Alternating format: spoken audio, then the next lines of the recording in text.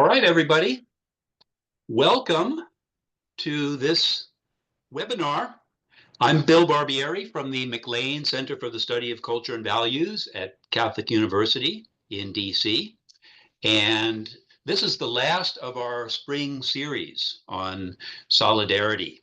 I think it's fitting to cap things off with a collection of, as the book that we're looking at says, world famous scholars of solidarity. Right at the top, I want to thank our co-sponsors, especially David Long at the Institute for Policy Research here at the university, and my associate, Hu Yeping, who also represents the Council for Research in Values and Philosophy. We are going to hear several contributors to a noteworthy new publication, The Virtue of Solidarity, edited by Andrea Sangiovanni and Yuri Fiov. There's a picture of it right now on screen. We are going to hear from the editor himself and three of the contributors. Each one will get about 10 minutes to talk about their particular contribution to this project. And then we are going to foster a bit of exchange among the contributors. Finally, I'll interview them a little bit with some of my own questions about the project, and we will open things up to the larger audience. So participants, the Q&A function is enabled for this webinar, and you can submit any questions and comments you have that way. Now, I'm going to start off with some what I call solidarity bios for our panelists today.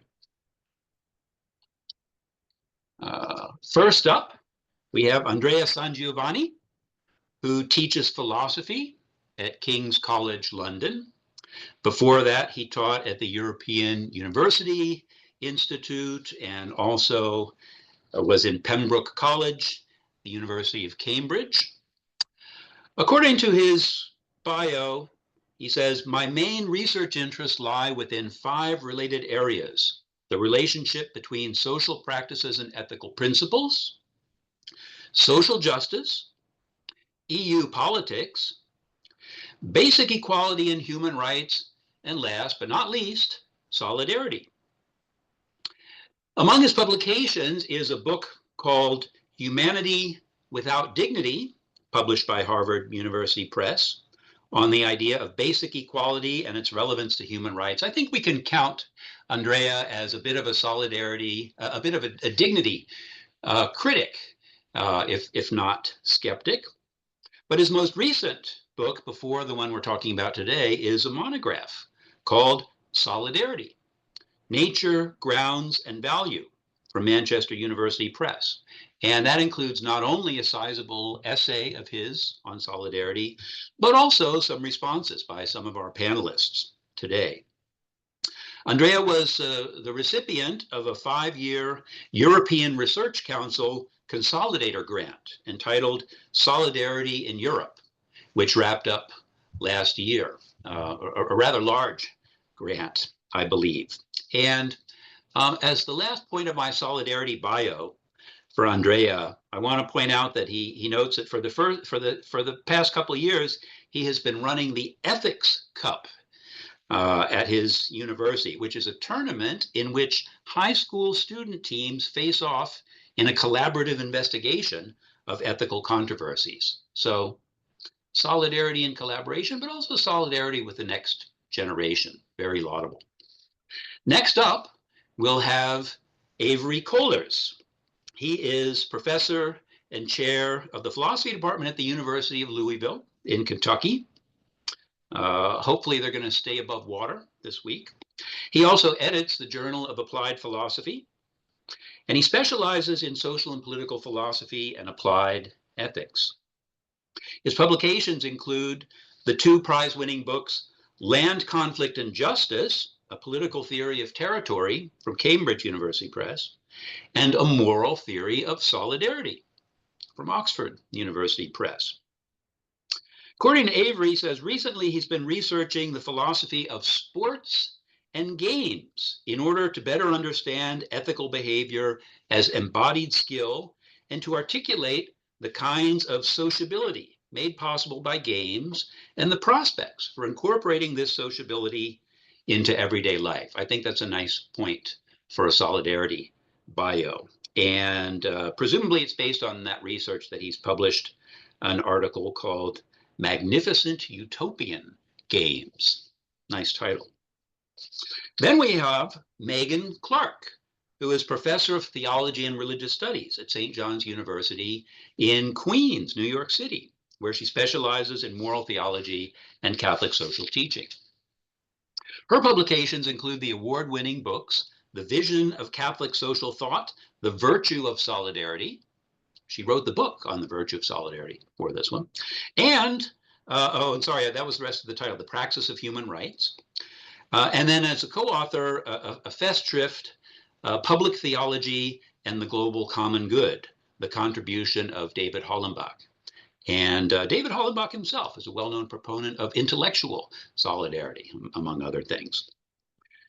Meghan is a public theologian who writes for various Catholic periodicals and has worked with the dicasteries for integral human development and Christian unity in the Vatican, as well as consulting with Catholic Relief Services and the U.S. Catholic Bishops' Committee on Domestic Justice. And as a last point in my solidarity bio, she was a Fulbright scholar in Kenya, where she conducted field work throughout East Africa and published, among other things, an article called Practicing Local Listening with Village Midwives in Sudan, a case study for theological ethics. Last but not least, we have Sally Scholz. She is professor of philosophy at Villanova University, not UPenn, as it mistakenly indicated in some of our publicity. My apologies for that. She works mainly in social and political philosophy, with special emphasis on oppression and solidarity. According to her bio, her work on solidarity seeks to understand the important moral and political relations that accompany movements for social change.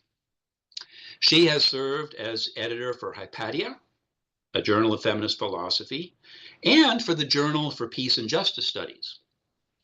Among her books are On Rousseau, On de Beauvoir, Feminism, A Beginner's Guide, and Political Solidarity from Penn State University Press.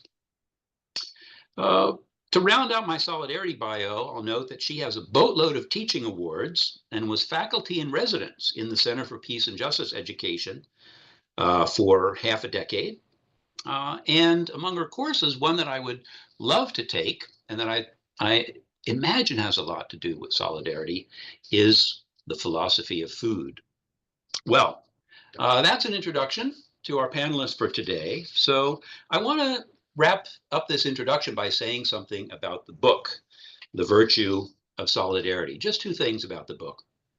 The first is that it is part of a relatively new series from Oxford University Press on virtues, on different kinds of important virtues. The series already includes books on the virtue of justice, the virtue of humility, the virtue of integrity or honesty, the virtue of sustainability, which is, I think, a new and important virtue, and the virtues of harmony and loyalty. So the virtue of solidarity takes its place in that lineup. As for what the book is aiming to do, I just want to quote a little bit from the introduction. This volume aims to remedy solidarity's relative neglect in social and political philosophy and moral theory, and to provide a unifying discussion of a range of central defining themes. By bringing together scholars from different disciplines and philosophical traditions that each contribute to our understanding of solidarity, we seek to explore some of the philosophical problems of solidarity, and we aim to better understand the connection between solidarity as a political phenomenon and solidarity as a personal and social virtue more generally. Different chapters of the volume address, respectively, solidarity's nature and value, its role in our ethical life, its importance for our political and legal practices and institutions, and its connection to other important ideals and values. Our speakers will be touching on each of those sub-themes, and we're going to start off with Andrea Sangiovanni, who is going to share his screen. Yes, well, thank you so much, Bill. Thanks for the introduction, and I'm really excited about this volume and excited to be discussing the work in that book with you and with members of the webinar, and of course with Sally, Avery, and Megan. So I will actually share my screen, so I have a little handout for my talk today. So I'm going to aim to speak for about 10 minutes in the hopes of leaving plenty of time for discussion and debate. So what I thought I would present today is actually an account that I developed at greater length in another book called Solidarity, Nature, Grounds, and Value. And in particular, I wanted to focus on what I think of as the nature of solidarity. So that's kind of the backbone of that book. And as you mentioned, Bill, there's been a huge resurgence of interest, I think, in solidarity recently, not just in the new social movements, but across the world. Just to mention one interesting example of this, people don't realize, I think, that something like over 80 constitutions in the world mention solidarity as one of their primary values, one of the founding values of the constitutional order. And yet, I think the reason I wrote this book was really, and also edited the collection, is because I thought, look, these the value hasn't really been understood quite adequately yet, and in particular, its grounds and its value haven't been explored to the extent that I think the value, the attention that was due to it. So here's the basic picture. So for me, solidarity, when we aim to give an account of solidarity, we're not trying to give an account of the meaning of a word in language. Sometimes people say, oh, Andrea, is this just a project about the meaning of the word solidarity in our language? Or is this about the concept of solidarity, something about people's psychology, the way they think about solidarity? And in brief, no. What I try to defend here and elsewhere is the idea that solidarity is actually a social phenomenon out there. It's a fundamental social category. And so different accounts of solidarity, for example, my account or Sally's account or Megan's or Avery's, are different competing versions, accounts of that particular social phenomenon. So just as you might give an account of what the welfare state is, or what an institution like, I don't know, etiquette is, or a social category like social status is, those are all things that we experience in the world. They're fundamental social categories and political categories that function to organize our life. And I think of the same thing. I think the same thing is true of solidarity. So it's not really just about the word. I mean, it's also about the word. So there is this fundamental social phenomenon. And what the argument is, at least in my book, is that we should use the word solidarity to track this particular phenomenon. And this is because of the history of our engagement with the term and the work that the term has been made to use in different debates, especially starting in the 19th century, 20th century, and now the 21st century. Okay, with that by way of prologue, the account I defend in the book argues that solidarity is fundamentally a form of joint activity. So it's a form of joint activity in which we aim to overcome some significant diversity, and it's grounded in identification. And it also represents a willingness on each party to share one another's fate in the pursuit of the goals, in the pursuit of overcoming some significant adversity, right? So that's obviously true of many social movements. Think of the civil rights movement, but also of contemporary social movement. Think of Me Too, or including the recent protests against President Trump. But it's also true, I think, of larger forms of solidarity, like we see in the welfare state, more institutionalized forms of solidarity, and indeed in institutions like the European Union.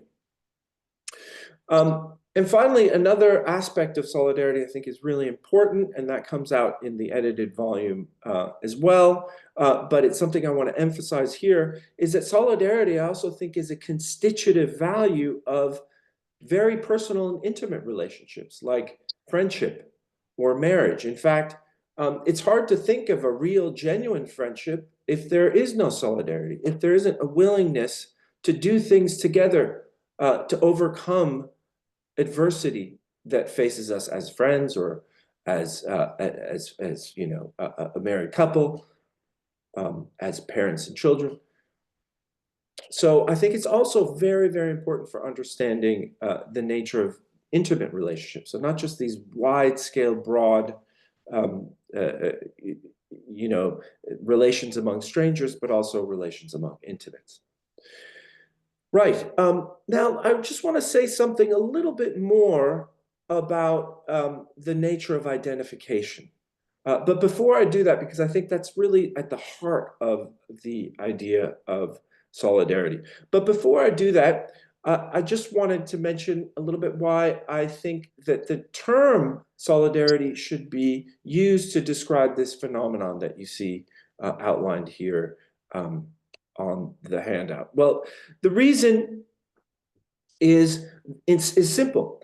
The reason is that I think there's no other word for this phenomenon, right? So this phenomenon, if we articulate in this is what's distinctive in a way about the phenomenon that I'm highlighting, is that it's omnilateral, right? It requires a kind of symmetry or reciprocity of attitudes and actions among the people involved. So it's actually in some contrast to views of solidarity, where solidarity, it would be enough if there was someone who, for example, acted in support of a noble cause, but there weren't any reciprocal attitudes the other way. So, the kind of sending money, for example, to earthquake victims is often cited as an example of solidarity. Well, on the account I defend, that's not solidarity, that's humanitarianism, which is distinct from it, right? So it really requires joint action, and it requires this symmetry or mutuality among the attitudes of participants involved. And we can talk about more about that as we go on. But in a way, that's one of the aspects of the view that makes it very distinctive from competing accounts. And so I mentioned the word solidarity, I mentioned the 19th century. I also think that this account of solidarity is a form of joint activity grounded in identification aimed at overcoming significant adversity, in which we're prepared to share one another's fate, also helps to illuminate its history and the history of its emergence and popularity in the 19th and 20th and 21st centuries. So people like Durkheim and liberal nationalism, and indeed even in the Catholic tradition, and so on. I think this particular notion is best able to characterize what's really distinctive and valuable about each of those traditions of thought about solidarity. And we can talk more about Catholicism too, I imagine, where I think there's sometimes an ambiguity with the notion of caritas as a kind of love or agape love, universal love, which is unilateral, can be unilateral. And then there's more this sense of joint activity. And I think both aspects are present at different points in the Catholic tradition. But I think the joint activity one is, in a way, the more interesting one, because otherwise you have the notion of caritas. And so why would you need solidarity over and above caritas? But we can talk about that more later on. So I mentioned that I was going to discuss identification, and then I'll wrap up. So identification is really at the heart of this notion of solidarity. And here I identify two big types of identification. So one type of identification is what I call de dicto identification. So that's where it's identification among strangers, where we identify with other people on the basis of, for example, a role. So we might identify with other people as workers, or as African Americans, or as women, or as professors, or as whatever, as children, and so on. So that's on the basis of a role. That's one type of identification. Another type of identification, which is very important, is on the basis of a way of life. So here I have in mind things like nationalism. Where we think of a way of life as a culture or a way of living, that might be the grounds of a form of identification. Another form is on the basis of a cause. So here, for example, environmentalism might be a ground of our identification with other people on the basis of a set of experiences, for example, being cancer survivors, or on the basis of a condition, for example, being oppressed. So that's identification writ large among strangers. But there's also another kind of identification, and that's the form that underlies these intimate associations. And that's identification directly with a person. So that's why I call it identification de re. So it's identification, say, with Bill or with Jane directly as a person. And I think there are aspects, I won't go through them because I've already met my 10 minutes, so I'll wind it up very soon. But as you can see on the handout there, the same three dimensions that that characterize identification in the de dicto sense are also present in the de re sense, just with a different object. And so that provides the real heart, the psychological mechanism that grounds solidarity and the joint activity that emerges out of it. So that's identification. And we can talk more about the role that it plays also in understanding the value of solidarity and the grounds of solidarity later on, if you want. But with that, let me just stop there. All right. Thank you very much, Andrea. Let's turn right to Avery's account. I know that in your monograph, Andrea, you had a few points of difference from Avery. Let's hear what Avery has to say. Well, I hate to disappoint. Um, my contribution to the volume is quite different from the sort of the theory of solidarity I developed in my book, and in a few ways. One of them is that I'm not a virtue ethicist, actually, full stop. And in the book, I develop a straightforwardly deontological account.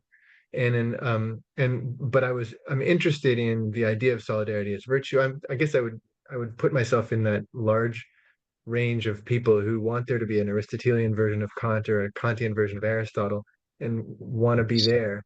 And so I'm sort of virtue curious, but I am not a virtue ethicist per se.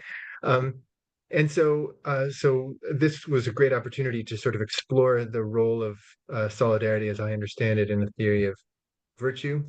And it was also spurred by some tensions that I was sort of dealing with intellectually at the time. One is I was really influenced by David Wiggins's essay, which is solidarity in a different sense, but I picked it up because of the word, and then it really influenced me. Solidarity and the root of the ethical, in which he sort of characterizes solidarity as being this idea of the party of humankind, and says that it's the root of the ethical because of the deontological prohibition on harm to others. That I found that really powerful as somebody who's mostly a pacifist myself, and then also reading Alan Weeder's book Ruth First and Joe Slovo in the War Against Apartheid, and thinking about the role of violence in overthrowing apartheid, and being unable to bring myself to say that that's wrong. And Sally has written really powerfully on violence and solidarity, and I profited from that, your work on that, Sally, a lot. And and also then reading Leonard Harris, who has this account of insurrectionist ethics, which says, if you can't side with the person who rebels against the slave owner, then your ethics has lost the story, right? So I want to sort of embrace the kind of um, deontological prohibition on violence that you get from a Wiggins approach. And also, I'm afraid to say no to Ruth First and Joe Slovo and Leonard Harris. Um, and so then that's sort of what's stewing when I sort of tried to think about the role of solidarity in theory of eudaimonistic virtue ethics. And so in order to approach this, I sort of thought, well, if you wanted to say that solidarity was a virtue, of course you'd need an account of what solidarity was, and that could be such a virtue. Um, and then you'd need a gap in virtue theory, such that you need to show that we need something for that gap. And so I sort of related to, but not identical to the way I understood it in my book. I treated solidarity as something like, just intuitively, something like a commitment to acting on the fundamental equality of all people. And then, well, what's the role of that in a eudaimonistic ethics? And so I set out in this chapter to show first that eudaimonistic ethics doesn't commit us to equality.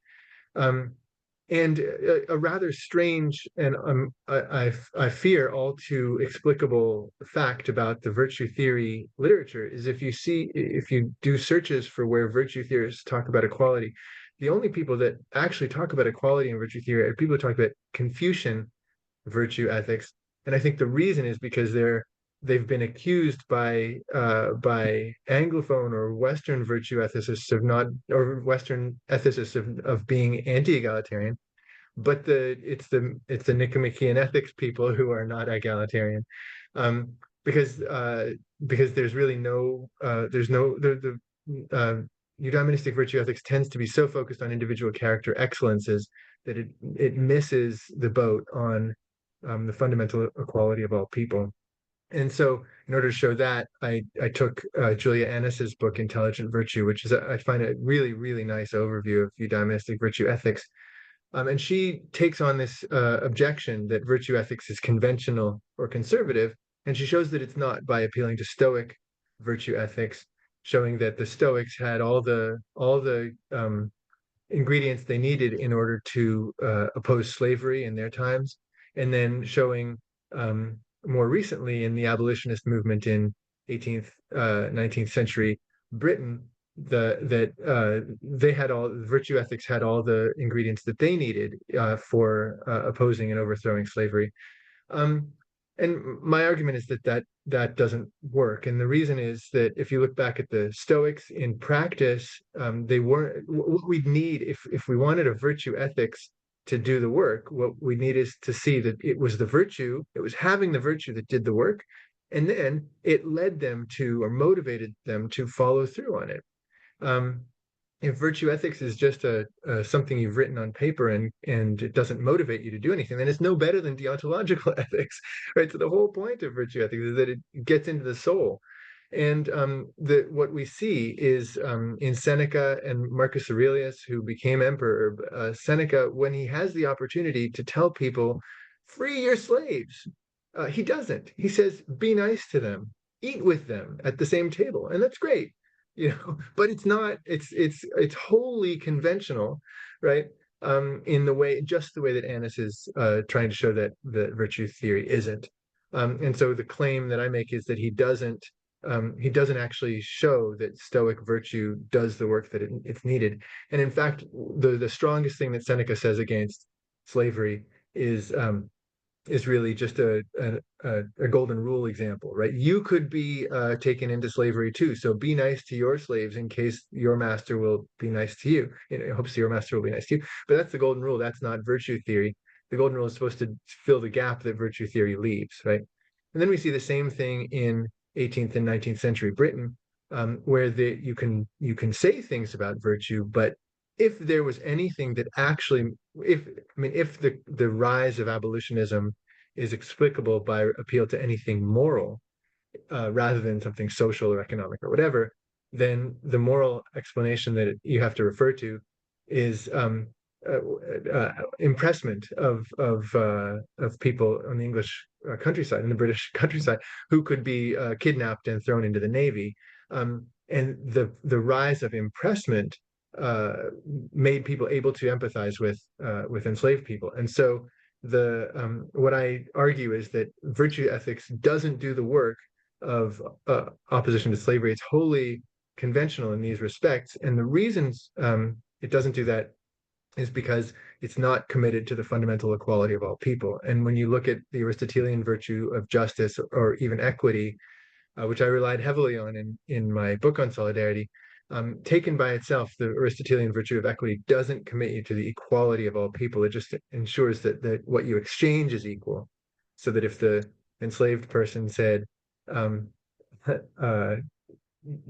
hey, judge, won't you free me from the shackles of this oppressor? The judge would not appeal to equity, right? The appeal to equity would be about what it was exchanged between them rather than their fundamental equal status.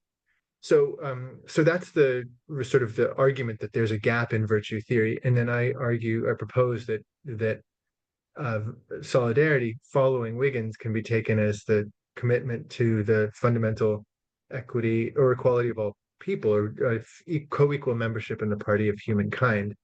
And then the idea of acting on that pushes us directly into this conflict between the inviolability of individuals and the insurrectionist ethics that Harris pushes, and which I don't want to deny.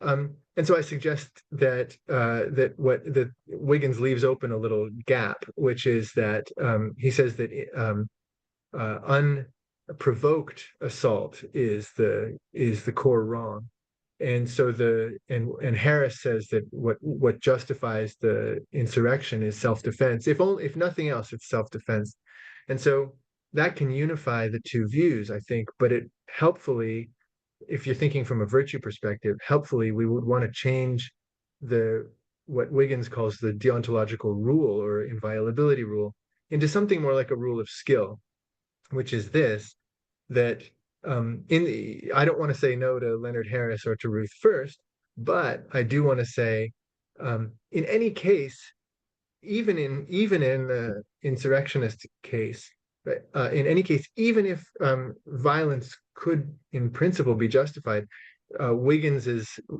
rule of skill comes in and says, think of another way. Isn't there another way? And it might be that there isn't another way, but always we should ask, isn't there another way? And as Wiggins has this lovely line, it's time for more creativity. Let's figure out something, some alternative to violence. And that's where I wanted to end up. And then the final step in making the case, I hope I have a minute, the final step in making the case for the role of solidarity as this fundamental co-equal membership in the party of humankind is to show that it fits in account of the unity of the virtues, and is connected in the right way to human flourishing. And in order to do that, I borrowed this really nice recent account of the unity of the virtues from Liz Gulliford and Robert Roberts, who have a sort of an updated, psychologically sophisticated Aristotelianism about a structure of virtues where the virtues come into different categories, and the most familiar things like beneficence are allocentric virtues. Then there are virtues of self-command, which are things like persistence and courage and things like that.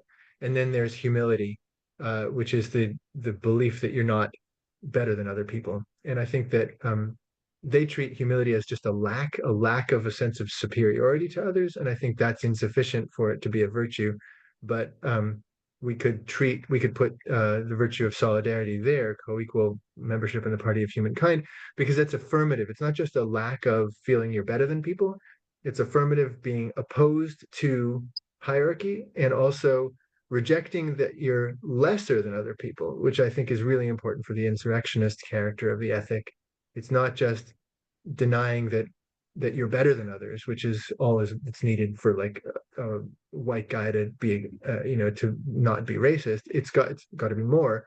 It's got to be for the person who is racially oppressed to know and insist that they are not lesser, and then for everybody to insist that that we have to act to oppose those hierarchies. So together, I think those are the sort of three steps that I think are required to make the case for solidarity as a virtue of co-equal membership of the party of humankind in a eudaimonistic framework. Thank you. All right. Well, you packed a lot in there. I don't think we were expecting a full account of the unity of the virtues at the end there. But we have two speakers who are not really virtue ethicists. How about you, Megan?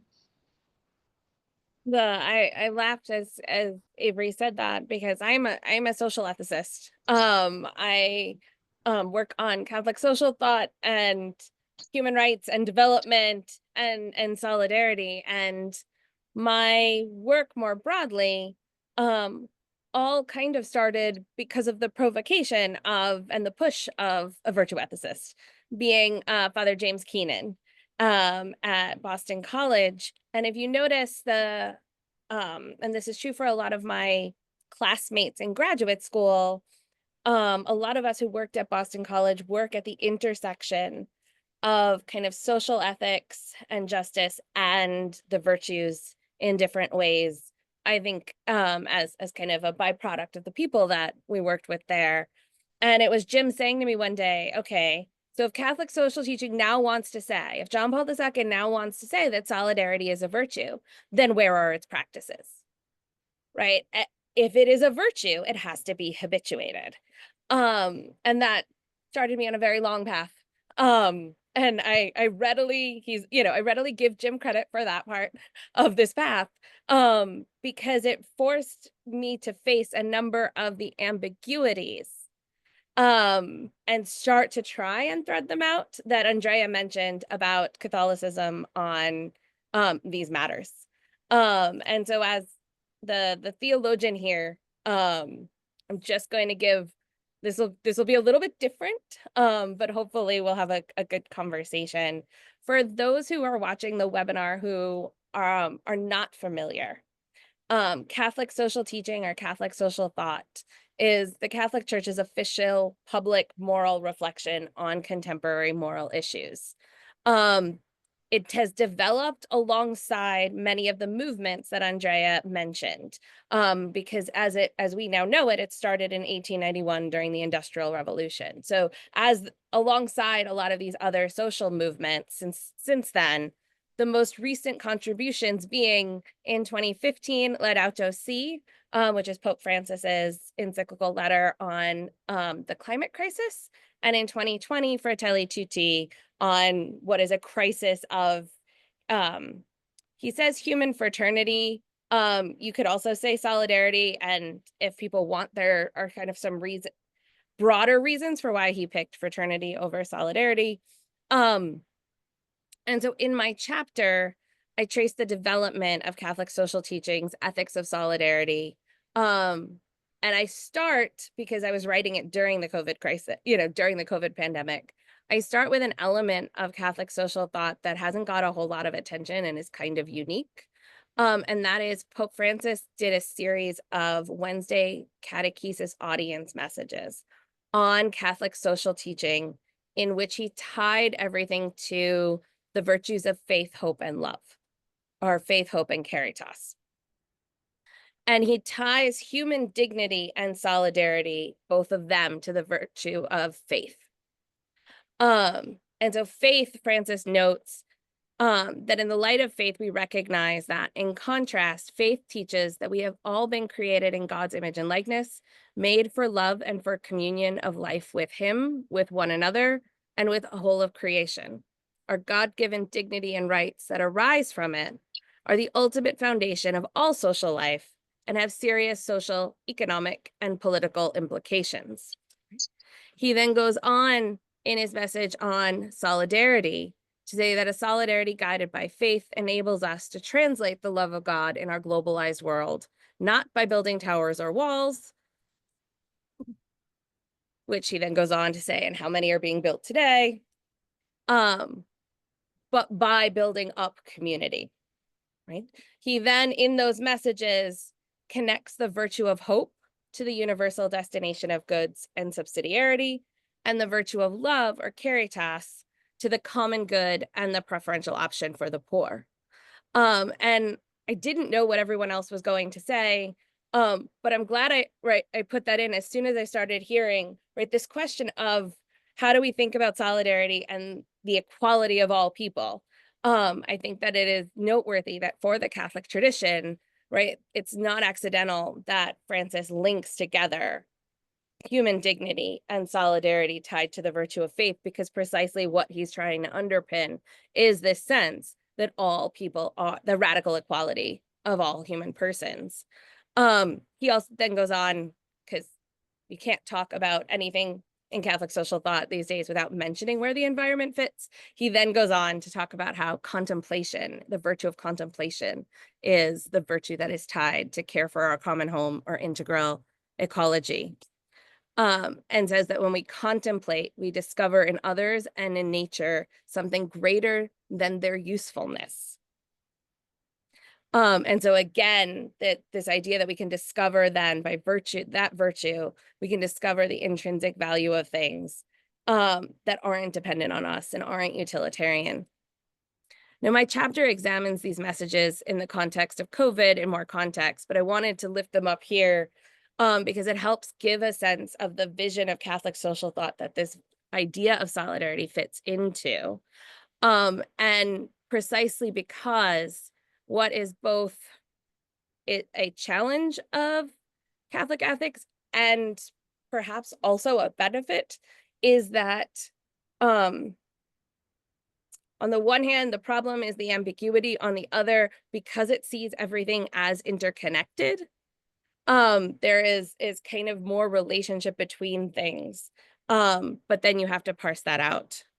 It also opens up space for a greater kind of discussion across traditions, because people are often more familiar with the virtues of faith, hope, and love than they are the virtue of solidarity in terms of the language they're used to. So back to my chapter and the kind of what it is that I've said over many years now on the virtue of solidarity in particular. In the Catholic tradition and Catholic social thought, it is identified as an attitude, as a duty, a principle, and then culminates in John Paul II calling it a moral virtue in which persons and communities, quote, make a firm and persevering determination to commit oneself to the common good, that is to say, the good of all and of each individual, because we are all really responsible for all. Now that captures a lot, but it also is a very kind of abstract kind of definition.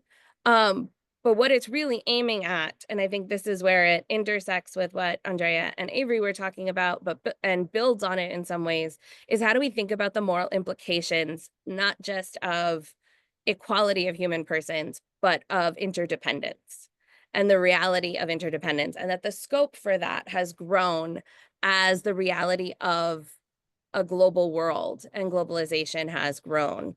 And so if we are going to have an adequate moral response to interdependence, then that virtue has to be understood not only as personal, but also as social. And so it is always personal and communal. In my chapter, and then even more in my book, I examine the way that the tradition moves from moral awareness in the 70s as people start to realize that globalization is a thing, and that development questions come up. And so it is noteworthy that this Catholic social thought tradition recognizes a right to development as rooted in these things before the United Nations does, and kind of provides a kind of push in that direction. And it comes with this sense, starting with kind of deontology and a sense of moral duty.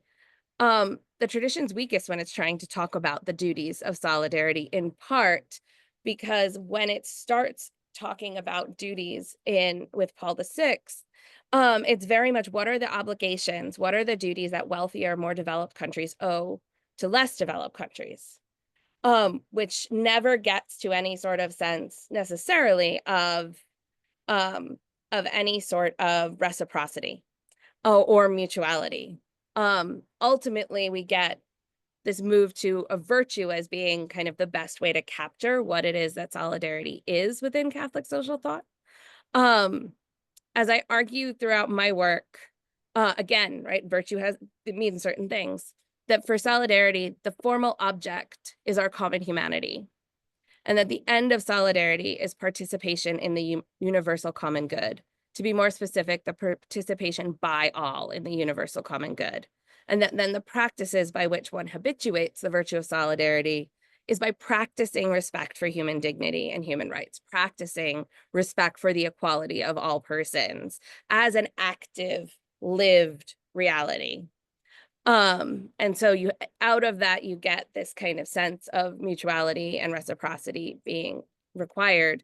While much of my background is much more Thomistic, my work tends to use a more Aristotelian structure of the virtues in order to look at, because I posit the virtue of solidarity as being the virtue between vices of excess in various forms of collectivism and vices of deficiency, which are versions of excessive or radical individualism, in which persons are presumed to be fundamentally isolated, atomized, or blank slates, and then it's only by choice that we engage with other people. Under these, it's easy to see at this particular moment, in my opinion, that it is the various vices of individualism that are of the greatest threat in some ways. And that is what Francis has talked about in terms of a globalization of indifference as he pushes out. I'm not saying we don't have collectivism problems. We definitely do. And we have individualism turning back around and hitting collectivism. But my chapter ends with a look at the parable of the Good Samaritan. And this sense that what ultimately it is challenging, and the ultimate challenge of, against the pushback from solidarity in that parable, is that we need to acknowledge that we are constantly tempted to ignore others, especially the weak. And that solidarity isn't a naturally occurring thing. It is something that has to be practiced and done and active. And ultimately, the virtue of solidarity as a moral virtue for Catholic social thought is about persons and communities living and flourishing as neighbors. So the ultimate question then is, who is my neighbor? Is another way of getting at this sense of the universal equality of all persons, because here is the argument that all persons are our neighbor. And as a Catholic ethicist, I think this is a question and a virtue that we are struggling with quite acutely at this moment, as we see the elimination of USAID, the cutting of programs that Catholic Relief Services runs, and the threats to PEPFAR in particular, in terms of who is my neighbor, and do we really can we practice socially as a group the virtue of solidarity? But that's what's in my chapter. Did you borrow that parable from Fratelli Tutti, or had you already developed it? Okay, all right, fair enough. All right, Sally, you're batting cleanup, as they say. Good, thank you, and thank you, Bill, so much for hosting this conversation. And it's nice to be together talking about such an important topic, and I think an ever timely one. My chapter actually takes a kind of a different take. As Bill mentioned, I work, or my past work has been extensively on political solidarity, or the solidarity of social movements. I have done work in other forms of solidarity as well. But one of the things that came out of that early stuff is a kind of an awareness of all of the ways solidarity can also go wrong. And so my chapter really focuses on one set of concerns about when solidarity goes wrong. And I use the language of pernicious solidarities, when solidarity or the relation of solidarity itself can be dangerous. I took the challenge of virtues to be the virtues within the solidarity relation itself. So I was focusing especially on trust and equity. And I think that one of the things that we need to acknowledge or see is that solidarity itself a risky relation. It's we are making ourselves vulnerable insofar as we identify or connect with, however you want, or commit to a new form of sociality, a new form of groupness that is solidarity. And I think there are lots of normal social risks that we carry and carry to different degrees around just being members of society. Those can carry over into our solidarity relations, or there might actually be new social risks that emerge in the solidarity relation itself, or because of the solidarity relation. Now, one thing I do in the chapter is to set aside what I call the cabal, and that is solidarities that are set up with the express intent or the goal to be harmful, to be dangerous. So the kind of representative example that's used by me, but by also all kinds of people in the literature, is the Hutus in the Rwandan genocide. They actually use the language of solidarity to unite Hutus around a xenophobic nationalism in order to inspire the death rates and the genocide. And so I want to acknowledge that. I think that's an important thing, and we as people concerned with solidarity need to be concerned with these forms of nationalism that inspire a hatred toward the other. But I want to set that aside for now. I think there are even within well-meaning attempts to come together to create a sociality that we call solidarity, and in my case, to affect social change. I think there can be times when it also goes wrong. And that going wrong could be because of a lack of knowledge. That's an epistemic weakness or a problem. It could be that the commitment just really isn't there. It's not deep enough. It's not, or the reciprocity is not there. Those are all potential risks. But I focus on three, and I use the examples at the time. It was just after 2020. There were lots of social movements, lots of cultural movements using the language of solidarity to really capture the ways that we come together and the ways that we are coming together in order to seek change. So you could see a sort of momentum building. I used the Me Too movement, the Occupy Wall Street movement, which was a few years prior, and the Black Lives Matter movement to kind of frame the issues that I chose to identify using social risk and equity. And so I identified three basic ways that solidarity could go wrong, and that if we care about solidarity, that we need to attend to these, that we need to pay attention and hopefully create conditions, maybe institute some regular dialogues or active social criticism, or however, whatever practices that we adopt in our solidarity. I think if we can foresee some of these potential harms of our social togetherness, that we might be better off. We might actually engage solidarity better if that's possible. So it's kind of, in that sense, speaking to the virtue of solidarity by, okay, what practices do we need in order to build solidarity?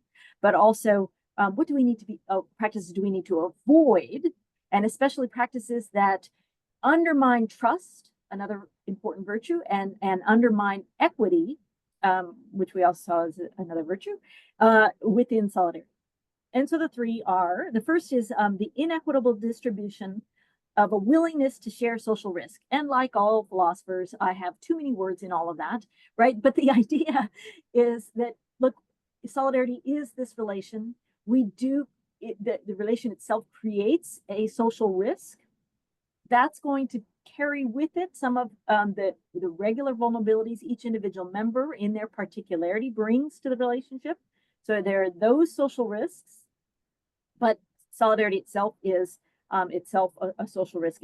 If we use Andrea's language of joint action in taking the action, or if we use the language of sacrifice, sharing fate, right? All of those things are pointing to a sort of shared risk. Then I insert in there the willingness, because I think that the reality is that we, in a commitment to solidarity, we are committing to work with others to become more than what we are as individuals. And in that sense, sort of transcending the self, but bringing the self to the relation. But we can't actually control what social risks we'll carry and not. But the willingness is an indication that I am willing to commit with you or with others for our collective end or goal. So I used there the example of a protest in Portland, Oregon for the Black Lives Matter movement. And in particular, there you might recall there was a moment where in that movement, and I don't want to reduce solidarity to movements. It's they are two different things, but solidarity is often born in or fostered in social movements. And in in the protest march in Portland, there was a moment where a number of white women joined together and created, they called themselves the Wall of Moms, and they created a human wall. The aim was actually to protect other protesters. But what happened in the process was also interesting and to some extent no fault of their own. One could see their actions as at least morally neutral, maybe even morally good.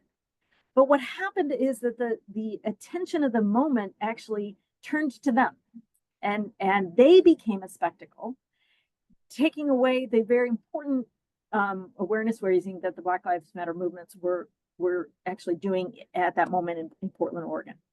So there's some sense there of an inequitable distribution, and so what I try to capture in my description is how we could pay closer attention to the risks that each individual member from their own socially vulnerable place is bringing to the solidarity relation, and how our solidarity can either help to lift some of that burden and share it, or might actually exacerbate the movement.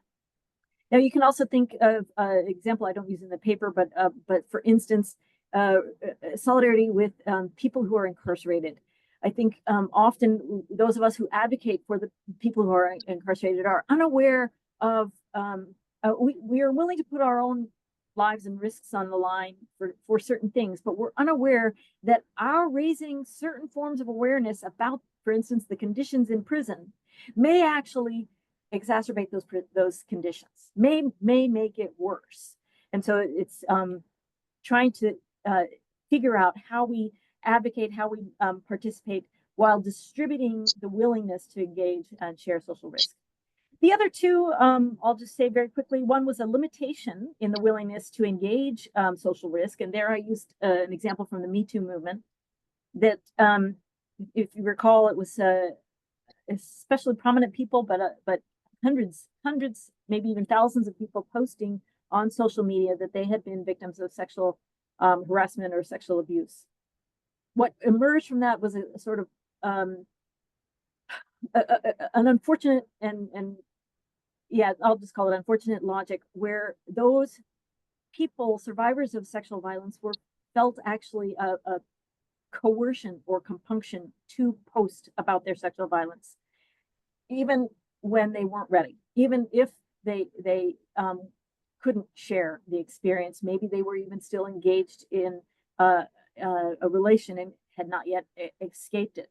But that tension became such that the solidarity itself became dangerous for them.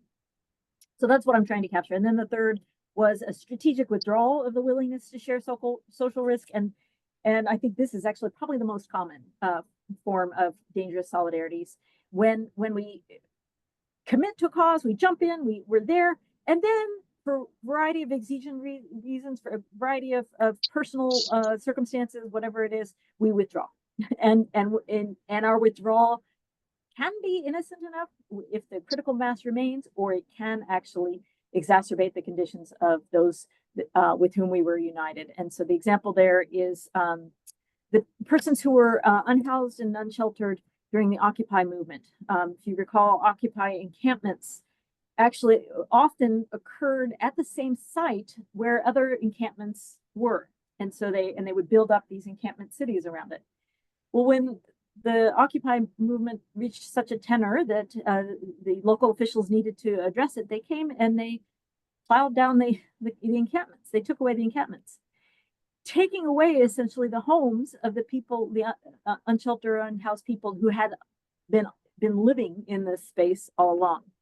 But even beyond that, many of the Occupy encampments made rather extensive promises about what they were doing and how they were doing. They were setting up essentially cities, but they didn't have the means to address sexual violence in their midst. They didn't have the means to address the mental health concerns of the unhoused people who had normal relations with social workers. There was a rejection of or a sort of distancing from those already established institutional functions that were lending aid to unhoused peoples. So at times, the takeaway is that we need to think a little bit carefully about how we enact solidarity, and that our solidarity relations themselves could be dangerous for some of the people with whom we are united. And there are ways, I think, where if we pay attention to the commitment, trust, and equity, and especially in terms of the social risk that we all undertake together, but we all experience in our particularity in our own individual lives. If we pay attention to these things, I think we can make our solidarities healthier and better for all. All right. Nicely in the time. My hope here is to go back to you now at this point, having heard from your colleagues on the book, in some cases for the first time in person. I wonder what reactions you have, and I'll go back to you, Andrea. How do you find now that your theory of solidarity and your contribution to the book fits into these other accounts? Dovetail in some ways with yours, or do they push in different directions? Yeah, well, absolutely. Thank you. Thank you for that. There were two things I thought I would raise that would be interesting to hear more about. And they're things I've been thinking about as well recently. And so the two are, one came up in Meghan and Avery's talk, and that's about the role of equality in solidarity. So for both Meghan and Avery, especially, equality, this commitment to the equality of all human beings is central to solidarity. And I was curious about that because I was wondering, well, there are two ways you might go on that. So you might think, look, equality, the equality of all human beings, is an independent moral commitment that everyone ought to have, and it's grounded in completely separate considerations. And insofar as it is a moral commitment, then it should also be a part of any kind of solidarity. So that might be one view. That's a kind of more deflationary view. Another type of view would be to say, no, that actually we can derive or we can ground a commitment to equality itself in something like solidarity. So solidarity is even more foundational in some way. And I mean, you know, the reference to Wiggins is a bit obscure in those passages, but there's a sense in which something like that is going on in those passages. I just was curious about how they saw the role of equality, and there can be examples, and we can have back and forth on that. And then on Sally's fantastic paper too, so many interesting things to say about the dangers of and the risks of, you know, when solidarity goes wrong. And in fact, that was the chapter that I wrote in the volume, the actual chapter, rather than just the introduction in the volume that we're discussing, was about challenges to solidarity. And another one I would just add, it was also discussed by Sally, is just the danger of exclusion. So there's always a pull when you have solidarity, right, given that it's grounded in identification, is to make some idea of what it is that unites us as a group central. But every time you do that, you know, it can end up excluding some people. And so and sometimes those exclusions are legitimate, and sometimes they're problematic and difficult. And so solidarity always faces this because it's a partitive, it's an us against them solidarity at the end of the day, right? There's some adversity, and there's us, and we protect amongst ourselves on the basis of our identification against something else. And so there are dangers always with that. And so I just wanted to add that, and I'm sure that's another theme we can explore. Avery, thoughts on that? Yeah, so thanks, Andrea. So I guess I would say it's worth distinguishing between a virtue ethical approach and a deontological approach. In the deontological approach I defended in my book, I would say that that uh, equality or equity, as I cashed it out, becomes what does the moral work of making solidarity attractive, so that solidarity is in that account is less or is not a normative term at all. It becomes attractive when and in my view intrinsically valuable when it's organized around treating people equitably. Um, uh, and I think as you suggested from the Wiggins, in the virtue ethical orientation, that at least the version that I proposed, um, equality does indeed come in uh, as part and parcel of solidarity, or indeed solidarity is the virtue of membership in the party of humankind. And so that's the way you get equality into a eudaimonistic virtue ethic. And so, yeah, I think as far as I'm concerned, what you're pointing out is that the two accounts have equality play a different role relative to solidarity. And the version that I just talked about now, I would say that, and building on Wiggins, that you do indeed have equality come in because equality is what it is to be to be the sort of as he puts it, the party of humankind. It's not his term. I think it's Foot's term, the party of humankind that he takes, and that's where equality comes from. So I don't know if I answered that, but Sounds good. Did you have any observations that you wanted to throw in to your collaborators while you have the floor? I'd rather let Megan and Sally respond to those first. All right, let's go that way then. Okay. Megan. So I think my response that it's more practical. That kind of if you do not have actually the lived out equality of all human beings, then there's no such thing as solidarity that can occur. And so there's, I think, part of that connection for me as a social ethicist is that it is like the proof in the pudding. Like that connection is, you are grounding that commitment to in equality, but it's without that, it's the thing that makes it possible.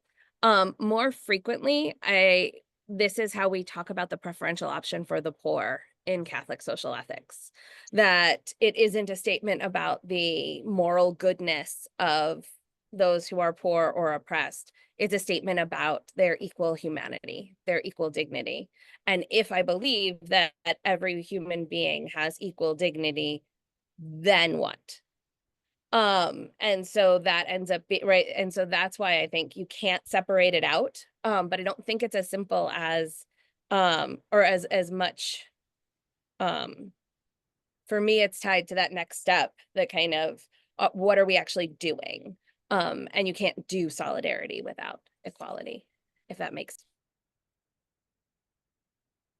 Okay, Sally, any thoughts in response to Andrea's comments about the dark side of solidarity? Well, I mean, as I spent the paper on it, right? I guess I think that if we want to do solidarity well, if we want to live out this relationship, then we need to pay attention to how it goes well and how it goes badly. I think there is a tendency to automatically think that our actions in solidarity are, because they are well-meaning, they are good. and we all know that well-meaning actions are not always good. And so I do think, because solidarity itself is pointing to a in a way, it's John Paul II called it a sort of sacrifice as well, or willingness to sacrifice on behalf of the other. Now, that's not quite the same thing as a danger, but because we are willingly taking on something that could put us into danger, we need to do our best to try to not make the relationships that form because of that worse, right? We need to make sure that not that the relationships were made worse, but that the danger is made worse. So attending to, and one of the things I love about solidarity is that it does seem to honor the individual, the uniqueness of the individual, and the collective at the same time. And I think actually I heard at least two different of the speakers point in that direction. That to me is its strength. That but it also means that the dark side, or the dangers, are different for each of us. And that may mean that we need to do a whole lot more work in just understanding what exactly it means to be mutual, reciprocal, together, collective, whatever. So those are just some additional thoughts, but I think that even, today, as we hear people join in solidarity for a variety of different social movements, it's worth noting that solidarity isn't just a temporary, actually I do call it transitory in my work, but it isn't just the afternoon at the march, right? It's more than that, and being more than that. But even if the afternoon at the march is just part of how I enact it, I need to pay attention to how my actions at that march might actually put somebody else at greater risk. So if I'm doing something that someone else might be arrested for, and that someone else is standing next to me, I need to think about that. I think about their relationship to me, and our relationship together. Just a minute. Okay, let me invite anyone who's watching this online, if they would like to submit a question. But I have plenty of questions of my own, and I'm going to try to just put one to the panel, although it's a little complex. I think that on Andrea's account of, in fact, on several of your accounts of solidarity is a modern phenomenon. And it's something that, certainly the language of solidarity, but to some extent, the types of adversity that we're talking about, the types of relations to people who are not immediate family members that are often involved in solidarity.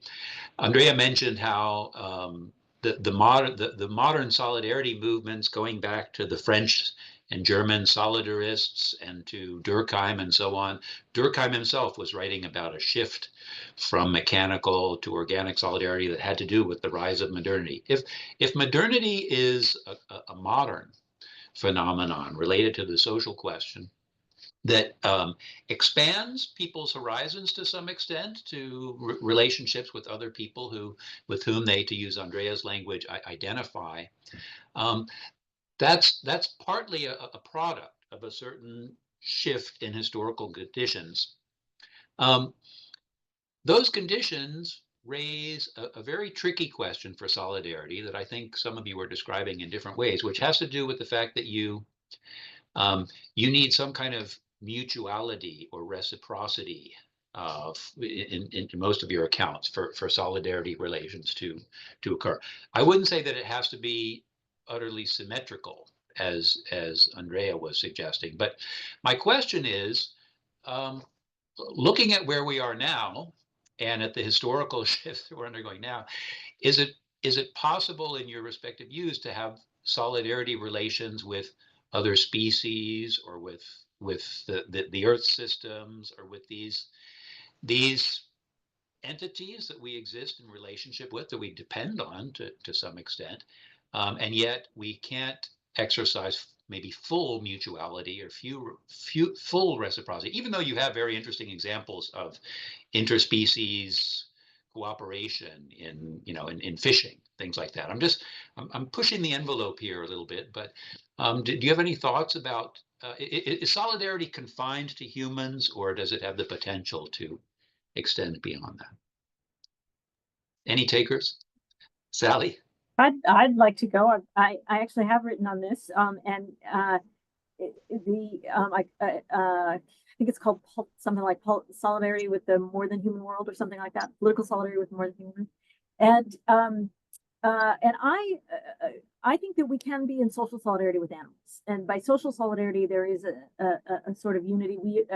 That's a descriptive concept coming out of Durkheim that measures the cohesion of a community. And I think a lot of people, I am not one, but I think a lot of people have a relationship with an animal or a pet that that intuitively has a fairly solid bond that they would describe, even using the language of love, right?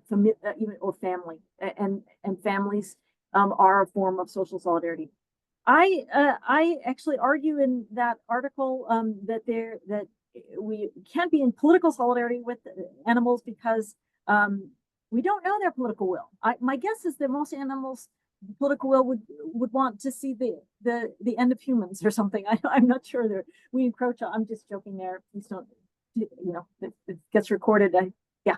Anyway, but I think that we need to be humble in our association and our appreciation for what animals and what relationship humans have to animals.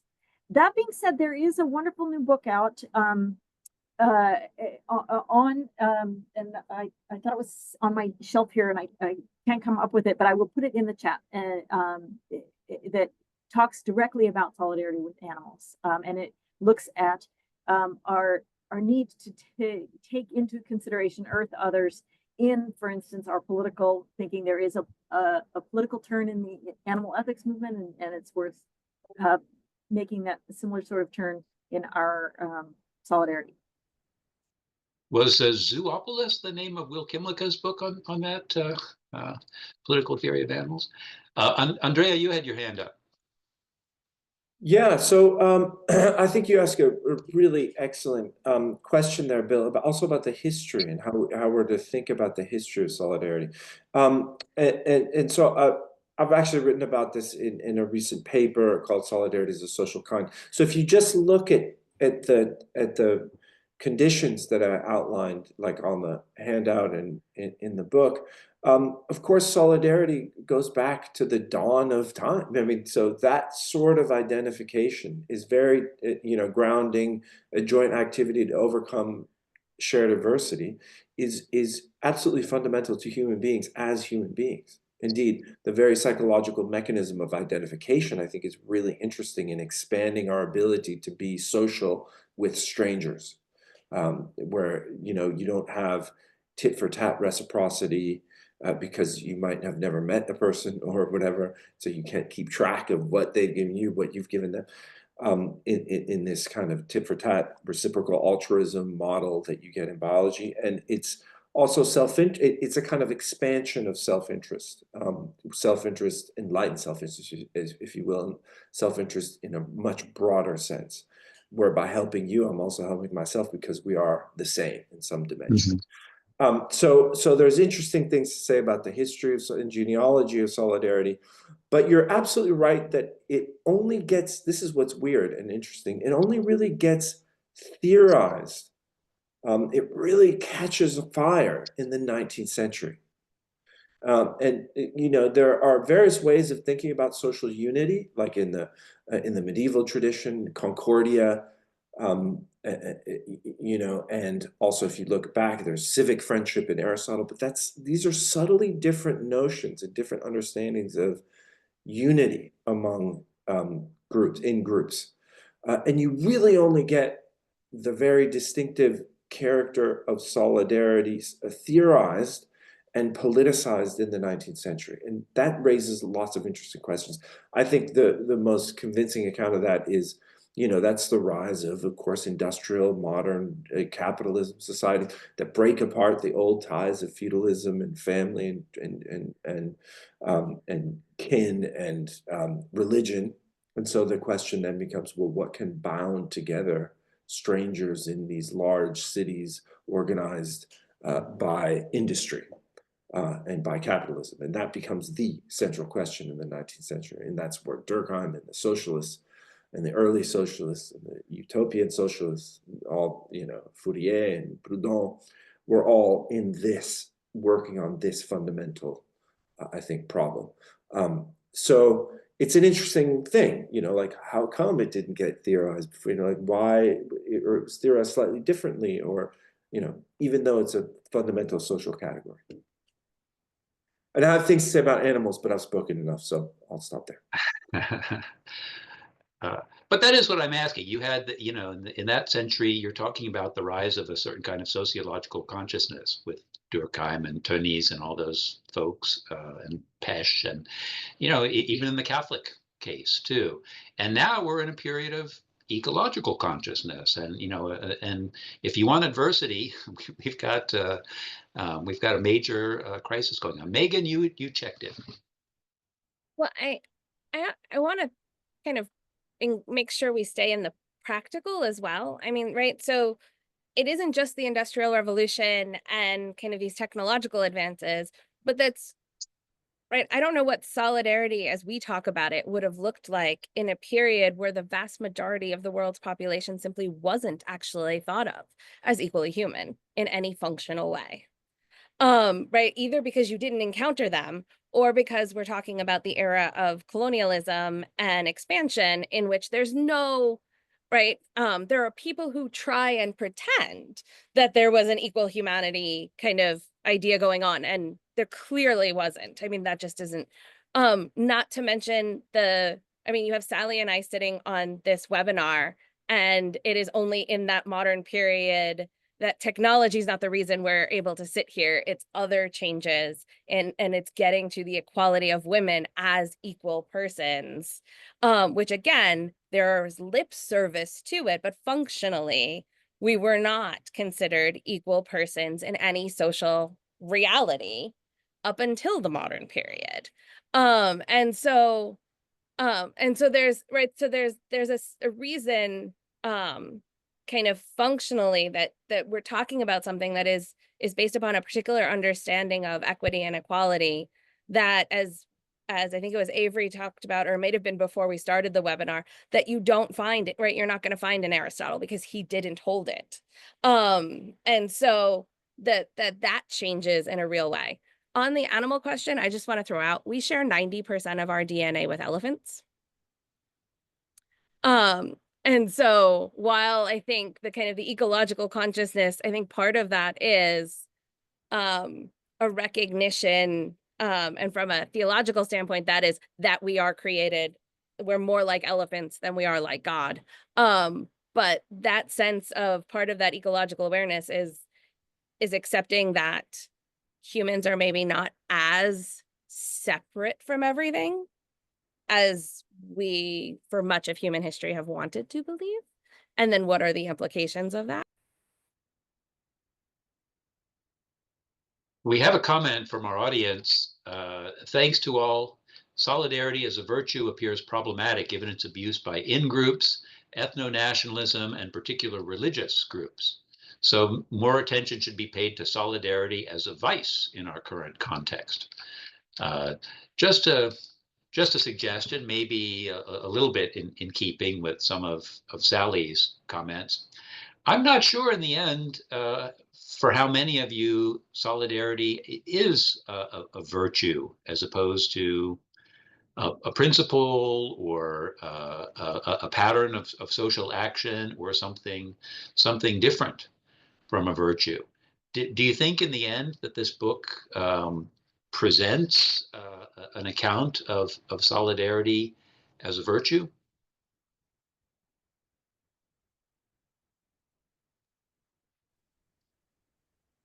Andrea? Yeah. Oh, Avery hasn't spoken yet. Okay, sorry. Go ahead, Avery. We haven't heard from you in a while. Yeah, usually people are happy about that.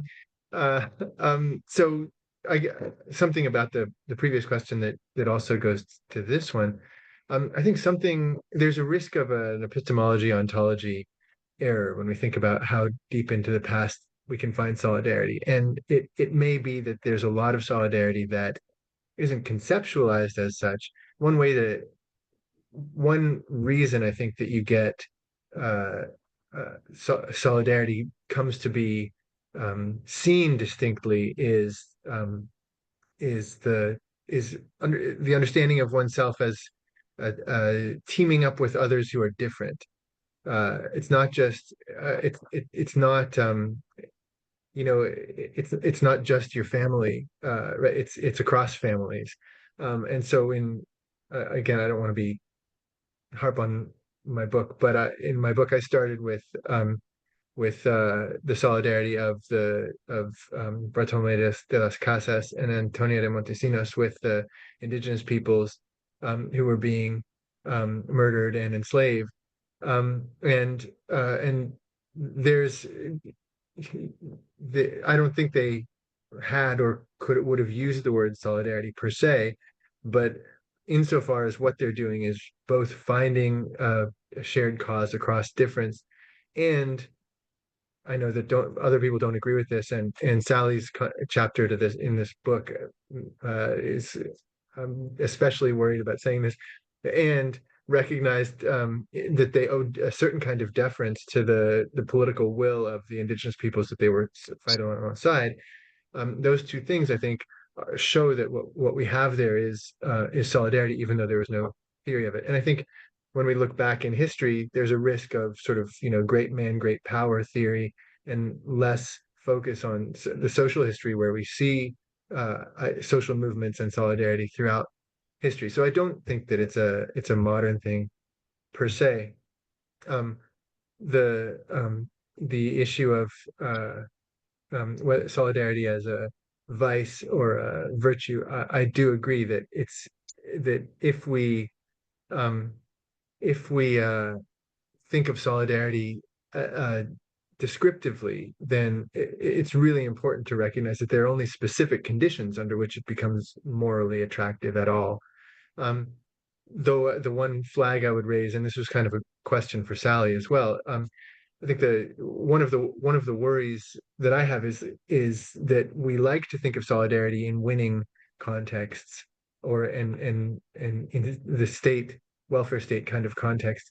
But from my perspective, the people almost always lose, right? So I have a good friend whose slogan is "The people united might not always inevitably be defeated," and I think that's important, and the risk, and I think Sally's analysis is fantastic in pernicious solidarities, but I also worry that there's a tendency to ascribe blame when we lose, and Occupy lost, Black Lives Matter lost, Me Too lost. I mean, we're all the movements of the 2010s lost, and that's a pretty horrific thing to think about. And so a lot went wrong, and it's true that there were vices of solidarity that were part of what went wrong, but it's hard to parse those out, I guess I would just say. So. Okay, we're up against our time. Megan, did you want to make a real quick comment? And Andrea, you had also checked in. I know that one of you, I think, had an appointment at this time, so I want to wrap things up as quickly as we can. But I want to get those of you who had checked in. Wanted to throw in an example to what Avery was saying that gets at what I was trying to get at before. Is if you think about the rise of the Franciscans and Francis of Assisi and the mendicant orders, right, that are going out, and there isn't, right, to work with the poor and people. It starts, right? Francis is a nobleman, right? People who are unlike them, that aren't seen as kind of equal in any functional sense to them. And how with Francis and Dominic in both cases, Claire and the female Dominican order, they're not able, right? They're not allowed to have that. Right. So the Dominic tries and is told no. So that's what I was trying to get at in terms of we have a kind of universal sense now that wasn't possible in previous times. Okay, I'm going to go to Andrea for the last word. You had also checked in. Oh, I don't know about last word. I'd asked the question about the virtue of solidarity. And Yes, so about the virtues, right? Yeah. So I think what the book, maybe end on this note. I think what the book concludes is that there's a real diversity of ways of thinking about it. So there's not one thing that is the virtue of solidarity to which we're all speaking. Some people don't think of solidarity as a virtue, like Avery was quite clear on that. I myself also don't think it's I think it's a social phenomenon. But I think that when you take it normatively, when you think of it as an ideal of a social cooperation, and I think that's very much, both driving Sally, but also Meghan on this, then it's at the very least, it's composed, it's constituted by different virtues. So someone who acts successfully in accordance with the ideal of solidarity is also exercising certain virtues. And so part of the understanding of solidarity would be, well, which virtues are they? So again, it's like Meghan was saying, what are the practices? What are the habits? What are the habits of as we're acting in accordance with this ideal? So in that sense, I think all the chapters do bear on that wider sense of the virtues constituting an ideal of solidarity, even where they disagree on the specifics. All right. Well, it's fascinating discussion. I could chat with you all day, but I have to let you go. I do thank you again for taking the time to join with us, and I wish you the very best in your continued work in probing the ins and outs of the morality of social relations. Take care, and thanks again to our audience as well for sticking with us today. All the best. Thank you, Bill. Thank you very much. Thank you. Thanks, everyone. Great to see everyone. Bye.